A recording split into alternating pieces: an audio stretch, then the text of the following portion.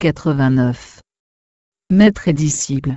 Maître et disciple, un duo bien connu en matière de spiritualité, est tellement intégré qu'il semble insurpassable, notamment pour la personne qui suit les enseignements prodigués. En est-il véritablement ainsi?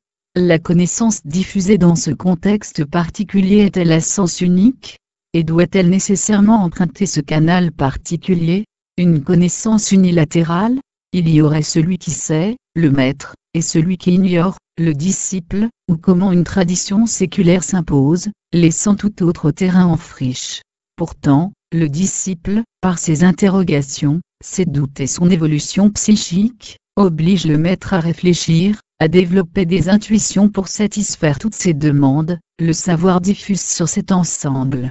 De plus, la transmission des connaissances doit satisfaire deux buts essentiels: éveiller et rendre libre.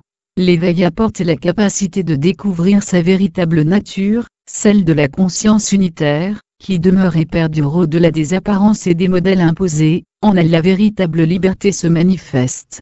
Pour parvenir à cela, il convient de se détacher des liens émotionnels traditionnels qui, dans cette relation, peuvent être très puissants. Lorsqu'il les reconnaît, le disciple peut, et doit s'en affranchir, réalisant une double libération, la sienne, et celle de son maître qui peut s'en nourrir.